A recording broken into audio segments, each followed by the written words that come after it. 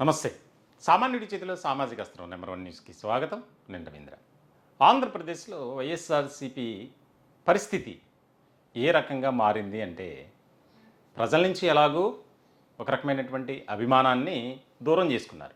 అయితే రాష్ట్రంలో ప్రజలు పడుతున్నటువంటి బాధలు కానీ, వారి ఇబ్బందులు కానీ, వాటన్నిటి మీద ప్రత్యేకమైనటువంటి దృష్టి పెట్టి ఆ సమస్యల పరిష్కారం కోసం కృషి చేయాలి. కానీ వారు వెళ్ళే విధానం కానీ ఎంత దారుణమైనటువంటి పరిస్థితుల్లో ఉంది అనేది ఇప్పుడు రాష్ట్ర రాజకీయ వర్గాల్లో చర్చ జరుగుతుంది. తాజాగా జరిగినటువంటి పరిణామాలు ఏదైతే ఆ అధినేత పార్టీలో ఉన్నటువంటి నాయకుల్ని కించపరుస్తూ వార్తలు ప్రసారం చేస్తున్నారన్న ఒక ఆలోచనతో దానికి సంబంధించి మొత్తం అంతా కూడగట్టుకొని హైదరాబాద్ వెళ్ళారు. హైదరాబాద్లో ఏబిఎన్ ఆంధ్రజ్యోతి కార్యాలయంపై దాడి చేయడానికి ప్రయత్నాలు చేశారు. ఇలాంటి సందర్భంలో వారు వాడిన పదజాలం ఏదైతే ఉందో దానికి సంబంధించి కేసు నమోదైంది. ఆ channel executive editor Parvathaneni Venkatakrishna ఆయన ఇచ్చినటువంటి ఫిర్యాదు మేరకు కేసు నమోదైంది. అయితే ఇప్పుడు ఒక రకమైనటువంటి చర్చ ఏంటి అంటే, కావాలనే చేస్తున్నారా, ఆ పార్టీ ఏ రకమైనటువంటి విధి విధానాలతో వెళ్ళాలి అనేది మరచిపోయి విచక్షణతో కాకుండా ఒక రకమైనటువంటి విధ్వంసకరమైనటువంటి విధానంతో ఆలోచన చేస్తుంది అనేది. 2019 నుంచి 2024 వరకు అధికారంలో ఉంది వైఎస్ఆర్సీపీ. ప్రజలు బ్రహ్మరథం పట్టారు. 151 సీట్లతో అధికారాన్ని అప్పగించారు. దాన్ని కాపాడుకుని ప్రజల కోసం ప్రజలతో మమేకమవుతూ పనులు చేయాలి.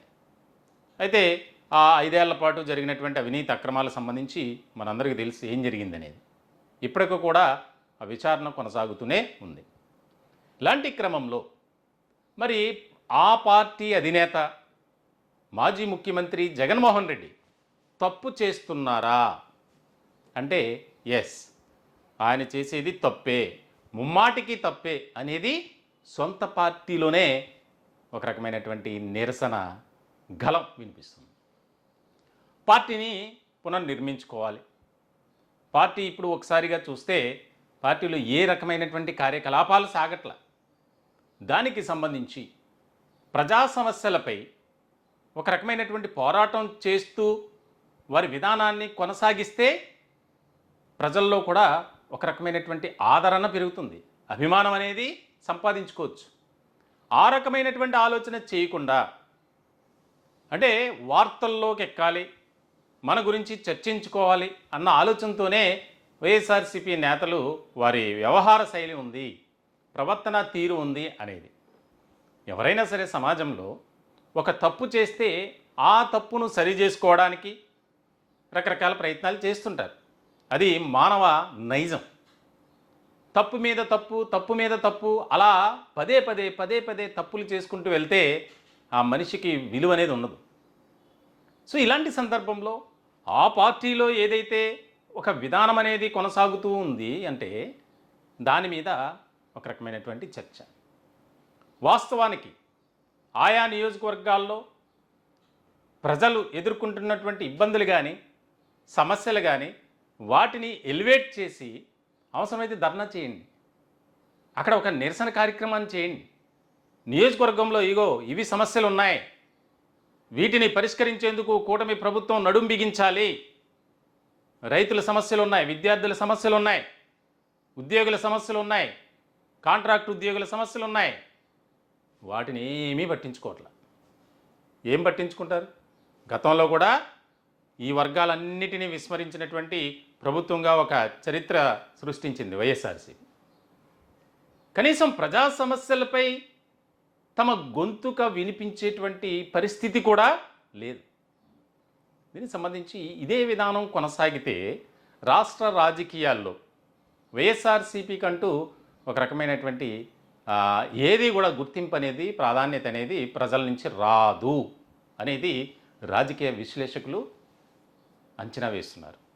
దీనికి సంబంధించి తాజాగా జరిగినటువంటి ఘటన, దాదాపుగా 19 మందిపై కేసులు నమోదయ్యాయి. ఇలా కేసులు నమోదవటం, విచారణ జరగటం, అరెస్ట్ అవ్వటం, జైలుకి వెళ్ళటం, జైలు నుంచి బయటికి రావటం, జైలు నుంచి బయటకు వచ్చినటువంటి వారిని అధినేత జగన్మోహన్ రెడ్డి పరామర్శించడం, ఇదే ఆ పార్టీకి ఒక పెద్ద కార్యకలాపాలుగా మారిపోయాయి. మరి ప్రజా సమస్యలను ఎప్పుడు పట్టించుకుంటారు? మిమ్మల్ని గెలిపించినటువంటి నియోజకవర్గ ప్రజలు 11 నియోజకవర్గాలు ఉన్నాయి. కనీసం ఆ నియోజకవర్గ సమస్యలైనా పట్టించుకుంటున్నారా అంటే లేనే లేదు. మరి ఎందుకు ఈ విధానంతో వెళ్తున్నారు? కనీసం ఒక ఆలోచన చేసి అక్కడ ఉన్నటువంటి సమస్యలు కానీ తిష్టవేసినటువంటి అన్నీ కూడా వాటిని బయటికి తీసి వాటిని పరిష్కరించే దిశగా చేస్తే ప్రజల్లో కూడా పార్టీ పట్ల ఒక విధేయత, ఒక అభిమానం, ఒక ఆదరణ అనేది కలుగుతుంది. దానికోసం మాత్రం పనిచేయట్లా. కావాలని ఎప్పుడూ కూడా కేసులు పెట్టించుకోవడానికి, అరెస్టులు కావడానికే ఆ పార్టీ నాయకులు, అధినేతలు, అగ్రనేతలంతా తప్పిస్తున్నారు అనేది. దీనికి సంబంధించి తాజాగా ఏదైతే 19 మంది ఎవరెవరు ఉన్నారనేది ఒకసారి మీకు చెప్పే ప్రయత్నం చేస్తాను. దాదాపుగా దీనికి సంబంధించి ఆ ఆంధ్రజ్యోతి కార్యాలయానికి వెళ్ళినటువంటి సందర్భంలో పరుష పదజాలం, అసభ్య పదజాలం, మనం ప్రజాస్వామ్య వ్యవస్థలో ఉన్నాం అనేది విస్మరించి దానికి సంబంధించి మీడియాగా భారత రాజ్యాంగంలో కొన్ని ఆర్టికల్స్ ప్రకారం కొన్ని రైట్స్ ఉన్నాయి. దాని ప్రకారం మీడియా వ్యవహరిస్తుంది. ఒకవేళ మీకు ఇబ్బందికరమైనటువంటి పరిస్థితులు ఉన్నాయి, కావాలని మమ్మల్ని ఉద్దేశపూర్వకంగా బురద జల్లే ప్రయత్నం చేస్తున్నారు అనుకుంటే దానికి సంబంధించి ఎన్బిఏ ఉంది, బోల్డ్ సెక్షన్స్ కింద కేసులు పెట్టొచ్చు. నేషనల్ బ్రాడ్కాస్టింగ్ ఏజెన్సీ ఉంది. అలాగే ఢిల్లీలో ఇన్ఫర్మేషన్ దానికి సంబంధించి బ్రాడ్కాస్టింగ్ ఇది కూడా ఉంది. అక్కడ కంప్లైంట్ చేయొచ్చు ఆన్లైన్లో. మీరు చట్టాన్ని మీ పరిధిలోకి తీసుకుని, మీ చేతుల్లోకి తీసుకుని ఏ రకమైనటువంటి విధానంతో వెళ్తున్నారు అనేది. ఇక్కడ దాదాపుగా ఎవరెవరి మీద కేసులు నమోదైనాయి అనేది చూద్దాం. దీనికి సంబంధించి ముఖ్యంగా అంబటి రాంబాబు, జోగి రమేష్, కాకాని గోవర్ధన్ రెడ్డి, మార్గాని భరత్, మేరుగ నాగార్జున, ఆదిమూలపు సురేష్, విశ్వరూప్, శంకర నారాయణ, లేళ్ల అప్పిరెడ్డి, రమేష్ యాదవ్, గురుమూర్తి, రామసుబ్బారెడ్డి, కల్పలతారెడ్డి, ఖమ్మంపాటి రవిబాబు, చంద్రశేఖర్, లక్ష్మీ పార్వతి, శ్రీకాంత్ రెడ్డి, కారుమూరి వెంకటరెడ్డి, ఇజ్రాయేల్, ఇలా 19 మందిపై కేసు నమోదు. వారు ఇచ్చినటువంటి ఫిర్యాదు ప్రకారం మీ అంతు చూస్తాం, మీ ఆఫీస్ని పగలగొడతాం, మేము తలుచుకుంటే ఆఫీస్ నుంచి ఒక్కరు కూడా బయటికి పోలేరు, చంపేస్తాం. దీనికి సంబంధించి ఆ యొక్క మీడియా యాజమాన్యం నుంచి ఇచ్చినటువంటి ఫిర్యాదును బేస్ చేసుకుని ఫిల్మ్ నగర్ పోలీసులు ఈ 19 మందితో పాటు మరికొంతమందిపై కేసులు నమోదు చేశారు. అంటే ఎప్పటికీ కూడా మనం ఒక విధ్వంసకరమైనటువంటి అంశానికి సంబంధించో లేదంటే అక్కడ అలజడి అల్లర్లు క్రియేట్ చేయడానికి ప్రయత్నం చేస్తే బాగుంటుంది అని ఒక ఆలోచనతోనే ఉన్నారు తప్ప ఇది ఇలా చేయటం తప్పు, మనం ఈ విధానంతో వెళ్ళకూడదు. మరి జగన్మోహన్ రెడ్డి గారికి కూడా మీడియా సంస్థలు ఉన్నాయి. మరి గతంలో 2019 నుంచి 2024 వరకు అధికారంలో ఉన్నటువంటి సందర్భంలో ఏ రకమైనటువంటి విధానంతో వెళ్ళారో అందరికీ తెలుసు. సోషల్ మీడియా వేదికగా ఇప్పుడున్నటువంటి కూటమి పెద్దలు చంద్రబాబు నాయుడు కావచ్చు, పవన్ కళ్యాణ్ కావచ్చు, నారా లోకేష్ కావచ్చు, ఇలాంటి వారిపై ఏ రకమైనటువంటి పోస్టులు పెట్టారు, పెట్టించారు, అది కూడా మీకు తెలుసుగా. దానికి సంబంధించి కూడా ఇప్పటికీ కూటమి నేతలు ఫైట్ చేస్తున్నారు. కొంతమంది పరారీలో ఉన్నారు, కొంతమంది అరెస్ట్ అయ్యారు, మరి కొంతమంది జైల్లో ఉన్నారు, కొంతమంది బయటకు వచ్చారు. అది పద్ధతి. అంటే మీకు ఏదైనా బాధ కలిగితే నా విషయంలో ఇలా జరిగింది అని కంప్లైంట్ ఇవ్వండి, అంతే తప్ప ఆఫీసులకి వెళ్ళిపోయి దాడి చేస్తాం, అక్కడ లోపల ఉన్నటువంటి సిబ్బందిని భయభ్రాంతులకు గురి చేయటం, మీ అంతు చూస్తాం, రాధాకృష్ణ ఎక్కడున్నాడు బయటికి రావాలి, బాత్రూంలో దాక్కున్నటువంటి రాధాకృష్ణ బయటకు వస్తే నీ అంతు చూస్తాం, ఆఫీసుని పేల్చుతాం, పగలగొడతాం, ఈ రకమైనటువంటి పదాలతో మాట్లాడటం అనేది ప్రజాస్వామ్య విధానానికి విరుద్ధమనే ఒక చర్చ నడుస్తుంది. దీనికి సంబంధించి మరి త్వరలోనే బహిరంగ క్షమాపణ చెప్పకపోతే మేము ఎక్కడికైనా వెళ్తాం, మాకు న్యాయం జరిగేంత వరకు ఫైట్ చేస్తామని ఆంధ్రజ్యోతి యాజమాన్యం కరాఖండిగా చెప్తుంది. దీనికి సంబంధించి ఏదో చేద్దామని వెళ్తే ఎరక్కపోయి వెళ్ళి ఇరుక్కుపోయినట్లు వారి పరిస్థితి అయిపోయింది. మొత్తానికైతే రాష్ట్ర రాజకీయ వర్గాల్లో ఆసక్తికరమైనటువంటి చర్చ జరుగుతుంది.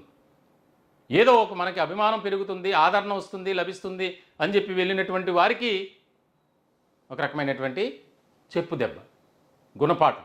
ప్రజల్లో కూడా ఒక రకమైనటువంటి అసంతృప్తి, వ్యతిరేకత కూడా ఎక్కువైపోతుంది. అతనికి మరి వీటన్నిటినీ ఓవర్కమ్ చేయటానికి అధినేత జగన్మోహన్ రెడ్డి ఏ రకంగా ఆయన ఆలోచన విధానాన్ని మార్చుకుంటారనేది ఇక్కడ కీలకమైనటువంటి అంశం. రాజకీయ వర్గాల్లో కూడా రాజకీయ విశ్లేషకులు, సొంత పార్టీలో ఉన్నటువంటి సీనియర్ నాయకులు కూడా ఒకటే అభిప్రాయం వ్యక్తం చేస్తున్నారు. అధినేతే రెచ్చగొట్టే విధంగా పిలుపులనిస్తే మరి కేడర్ ఆగుతారా ఎక్కడైనా? కాబట్టి జగన్మోహన్ రెడ్డి ఆలోచన విధానం మార్చుకోవాలి. తద్వారా కేడర్కు ప్రజా సమస్యలపై నిరసన చేయటం, ఆందోళన చేయటం, ప్రభుత్వం దృష్టికి తీసుకువెళ్ళటం, వాటి పరిష్కారానికి కృషి చేయటానికి ఒక పక్క ప్రణాళికను సిద్ధం చేస్తే బాగుంటుంది అనేది అందరి అభిప్రాయం. చూడాలి మరి ఏం జరుగుతుంది అనేది చాలా కీలకమైనటువంటి అంశం. ఈ టాపిక్పై మీ విలువైనటువంటి అభిప్రాయాలు కామెంట్ రూపంలో తెలియజేయండి. దయచేసి మా ఛానల్ని సబ్స్క్రైబ్ చేసుకోండి. Thank you.